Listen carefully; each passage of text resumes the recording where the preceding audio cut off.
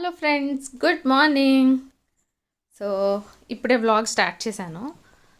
ఇంకా గిన్నెలు అవి కడగలేదు. నైట్ అలా పడుకుని పోయానమాట. అండ్ అవి అలానే ఉన్నాయి. ఏమైనా మార్నింగ్ పని చేసేసుకుంటే కొంచెం ప్రశాంతంగా ఉంటుంది. ఒక్కొక్కసారి చేసుకోను, అలా పడుకుంటూ పోతా అన్నమాట. సరే, ఇంకా గిన్నెలు అవి ఉన్నాయి, కడగాలి. అండ్ ఈరోజు లక్కీకి హాలిడే. సో దివాళీ ముందు రోజు అన్నమాట వ్లాగ్ ఇది. దివాళీ ముందు రోజు, దివాళీకి 2 రోజులు హాలిడేస్ ఇచ్చారు లక్కీ స్కూల్కి. సో ఆరాంగా లేచాము. అండ్ ఇక్కడ కాఫీ కలిపేసుకుంటున్నాను. చాలామంది లక్కీకి మిల్క్ ఇవ్వకండి, కొంచెం డైట్ ఫాలో అవ్వండి అని చెప్పారు. థ్యాంక్ యూ సో మచ్ అండి, నిజంగానే ఫాలో అవుతాను. Thank you. అండ్ ఇక్కడ లవ్లీ చూసారా, లక్కీ కోసం స్వెటర్స్ తెప్పించాను. వింటర్ వేర్ స్టార్ట్ అయిపోయింది కదా, వింటర్, అందుకోసం అని చెప్పి వింటర్ వేర్ తెప్పించేసాను అన్నమాట పిల్లలకి, హరికి, అందరికీ. సో అది వేసుకొని చూపిస్తుంది. ఇంకా నేను కూడా స్కూల్కి వెళ్ళిపోతానని చెప్తుంది. అండ్ ఇక్కడ హరికి కాఫీ ఇచ్చేసాను. అండ్ నేను కూడా కలిపేసుకున్నాను కదా, తీసుకొచ్చేసి కొంచెంసేపు కూర్చొని ఆరాంగా తాగేసి ఇంకా బ్రేక్ఫాస్ట్ అనేది చేసుకోవాలన్నమాట. ఈరోజు బ్రేక్ఫాస్ట్ వచ్చేసి ఏంటంటే గోధుమ రవ్వతో ఉప్మా చేస్తున్నాను. ఇడ్లీ దోశ తిని తిని బోర్ కొట్టింది, అందుకోసం అని చెప్పి ఈరోజు ఇంకా ఉప్మా చేద్దామని డిసైడ్ అయ్యాను. ఇక్కడ కూర్చొని కాఫీ తాగేసిన తర్వాత ఇంకెళ్ళి బ్రేక్ఫాస్ట్ అనేది ప్రిపేర్ చేసేస్తున్నాను. ఇది గోధుమ రవ్వ, దీంతో ఉప్మా మా ఇంట్లో చాలా ఇష్టం. సో పచ్చడితో తింటే చాలా బాగుంటుంది అన్నమాట. సో అందుకే ఈరోజు దీన్ని చేసేస్తున్నాను. చాలా రోజులైంది నిజంగానే ఈ ఉప్మా తిని. సో ముందైతే ఇలాగా ప్యాన్లో ఆయిల్ లేకుండా డ్రై రోస్ట్ చేసుకోవాలి. దీన్ని, ఈ రవ్వని బాగా మనం ఫ్రై చేసుకుంటే బాగుంటుంది అన్నమాట, టేస్ట్ కూడా. సో ఒక గ్లాస్ తీసుకున్నాను కదా, ఈ ఒక గ్లాసే చాలా ఎక్కువైపోతుంది. అది బాగా ఫ్రై చేసుకున్నాక అదే కడాయిలో కొంచెం ఆయిల్ వేసి పోపు దినుసులు వేసుకోవాలి. ఆవాలు, మినపప్పు, పచ్చెనగపప్పు, అలాగే జీలకర్ర, ఇవి వేసేసి కొంచెం ఫ్రై అయిన తర్వాత ఒక పెద్ద సైజు ఉల్లిపాయ, చిన్నవైతే ఒక 2 ఉల్లిపాయలు కట్ చేసుకొని వేసుకున్నాను చిన్న చిన్న ముక్కలుగా. నెక్స్ట్ వచ్చేసి పచ్చిమిర్చి, కారానికి తగినంత, తర్వాత కరివేపాకు, అలాగే టమాటా కూడా ఒక 2 టమాటాలు తీసుకున్నాను. సో ఇవి వేసేసిన తర్వాత బాగా కలుపుకొని కొంచెం పసుపు అనేది యాడ్ చేస్తాను అన్నమాట. దీనికి నాకు ఇష్టం, అందుకోసం అని చెప్పి కొంచెం పసుపు వేసేసి దీన్ని మరొకసారి బాగా కలిపేసి కొంచెం సాల్ట్ అనేది వేసుకొని తగినన్ని వాటర్ అనేది యాడ్ చేసుకోవాలి. ఇప్పుడు ఏంటంటే 1:3 రేషియోలో నేను వాటర్ అనేది యాడ్ చేస్తాను. ఇప్పుడు ఒక గ్లాస్ నిండా రవ్వ తీసుకున్నాం కదా, మామూలుగా అయితే 1:2 యాడ్ చేసుకుంటాం. కానీ ఈ రవ్వ అనేది చాలా దొడ్డుగా ఉంటుంది, బిగ్గా ఉంటుంది అన్నమాట. అందుకోసం అని చెప్పి నేను 3 గ్లాస్ వాటర్ అనేది యాడ్ చేస్తాను. అప్పుడు మనకు మెత్తగా ఉడుకుతుంది అండ్ చాలా బాగుంటుంది తినడానికి కూడా. ఈ రవ్వ కొంచెం దొడ్డుగా ఉంటుంది కాబట్టి ఎక్కువ టైం తీసుకుంటుంది ఉడకడానికి అండ్ చాలా ఎక్కువ అయిపోతుంది అన్నమాట. అందుకోసం అని చెప్పి కొంచెం వేసినా ఎక్కువైపోతుంది కాబట్టి వాటర్ అనేది కొంచెం ఎక్కువ వేసుకోవాలి, ఉడకడానికి టైం పడుతుంది కాబట్టి. అందుకే 3 గ్లాస్ వాటర్ అనేది యాడ్ చేసుకుంటున్నాను. సో వాటర్ యాడ్ చేసేసి సాల్ట్ అనేది చెక్ చేసుకొని మూత పెట్టేస్తే ఒక 10 నిమిషాలు అది రెడీ అయిపోతుంది. ఇందులోపు ఈ గిన్నెలు అవన్నీ కూడా సర్దేసుకోవాలి. ఎక్కడక్కడ ఆర్గనైజ్ చేసేసుకుంటాను అన్నమాట. కడిగినవన్నీ ఇక్కడ పెట్టేసుకుంటాను ఫస్ట్ బాస్కెట్లో. నెక్స్ట్ వాటర్ అంతా ఆరిన తర్వాత ఎక్కడో అక్కడ పెట్టేస్తాను. అండ్ ఇంకొకటి ఏంటంటే చాలామంది ప్లాస్టిక్వి యూజ్ చేయకండి అంటున్నారు. మీరు గమనించినట్లయితే ఫస్ట్లో ఉన్నప్పటికీ ఇప్పటికి చాలా వరకు తగ్గించేశాను. కొన్ని మాత్రం ఏంటంటే అవి అవన్లో కూడా యూస్ చేసుకోవచ్చు, అలాంటి బౌల్స్ అనేటివి యూస్ చేస్తున్నాను అన్నమాట. నెక్స్ట్ ఇక్కడ చూసారు కదా, ఉప్మా రెడీ అయిపోయింది. ఎంత బాగుంటుందంటే చాలా చాలా బాగుంటుందండి. ఇంకొంతసేపు ఉంచితే ఇంకా పొడి పొడిగా వస్తుంది. కానీ ఇప్పటికి తింటే మాకు ఇష్టం అన్నమాట. కొంచెం మెత్తగా, కొంచెం జ్యూసీ లాగా ఉంటే ఇష్టం. అందుకోసం అని చెప్పి సర్వ్ చేసుకొని తినేస్తున్నాము. అండ్ దీంట్లోకి ఏంటంటే పచ్చడి వేసుకొని తింటాం అన్నమాట. అప్పుడు టేస్ట్ ఇంకా బాగుంటుంది. పిల్లలకు నేను తినిపించేస్తాను. తినేసిన తర్వాత ఫ్రూట్ కస్టర్డ్ చేయమని చెప్పారు. చాలా ఫ్రూట్స్ తీసుకొచ్చేసాము, లక్కీ స్కూల్ ఉందని చెప్పి.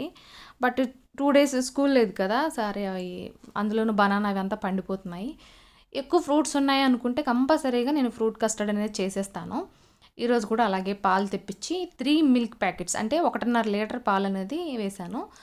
దాంట్లోకి షుగర్ వచ్చేసి ఒక 1 గ్లాస్ అనుకోండి, 1 గ్లాస్ వేసాను.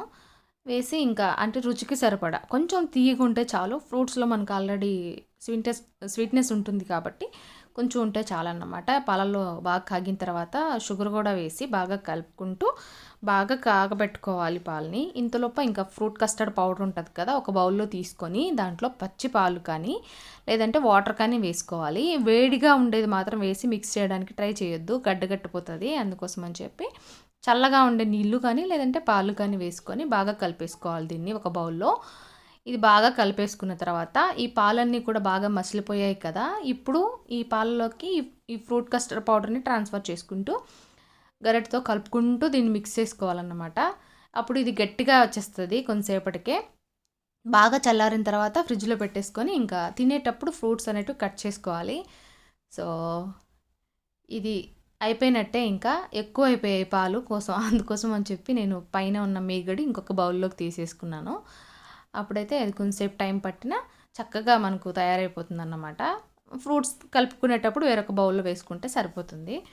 సో చూసారు కదా, ఇలా పైనే తీసేసాను. కలర్ చూసారా, మంచి కలర్ ఎల్లో వచ్చేసింది.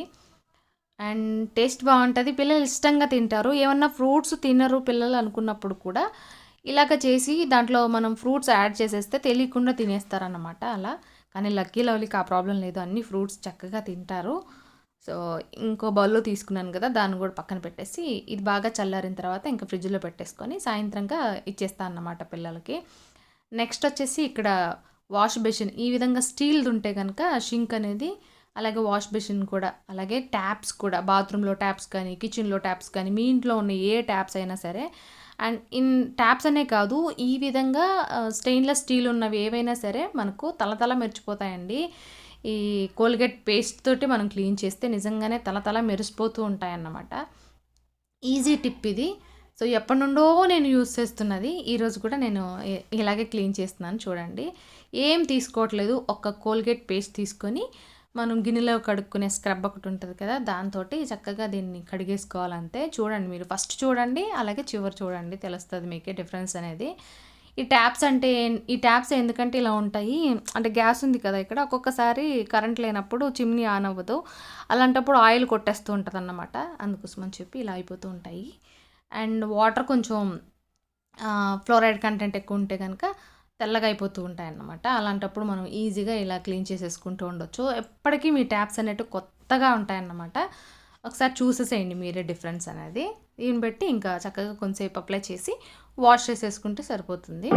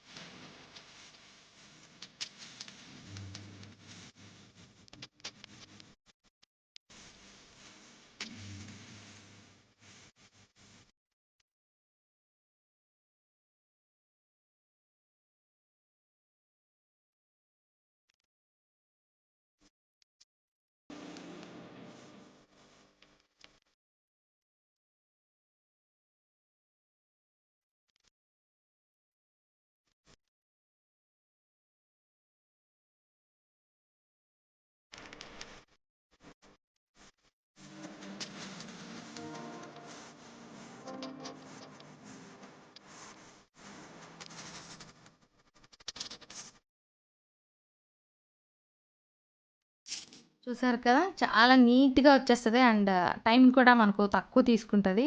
అండ్ మనకు అదొక తెలియని హ్యాపీనెస్ వచ్చేస్తది. అంతా తళతళ మెరిసిపోతూ ఉంటే. అలాగా అన్నీ క్లీన్ చేసేసుకోండి. మీ ఇంట్లో ఏవైనా స్టెయిన్‌లెస్ స్టీల్స్ ఉన్న ట్యాప్స్ కానీ, లేకపోతే గడియలు ఏవైనా సరే ఈజీగా క్లీనింగ్ అనేది చేసేసుకోవచ్చు. అండ్ మొత్తం కిచెన్ కౌంటర్ టాప్ అంతా కూడా క్లీన్ చేసేసి చక్కగా సర్దేశాను. అండ్ ఇక్కడ చూసారు కదా! ఈవినింగ్ టైంలో ఇంకా పిల్లలు ఫ్రూట్ కస్టర్డ్ తింటున్నారన్నమాట. ఇక్కడ లవ్లీ బొంగుమూతి పెట్టింది. ఎందుకోసం అంటే గ్రేప్స్ లేవు. అవి తెచ్చాక రేపు చేస్తానమ్మా అంటే అస్సలు వినట్లేదు. అందుకే తిట్టాను. అందుకే అలిగింది. అండ్ ఇక్కడితో ఈ వీడియో అనేది ఎండ్ చేస్తున్నాను ఫ్రెండ్స్. రేపు మంచి వ్లాగ్‌తో మళ్ళీ మీ ముందుకొచ్చేస్తాను. Thank you. Bye bye.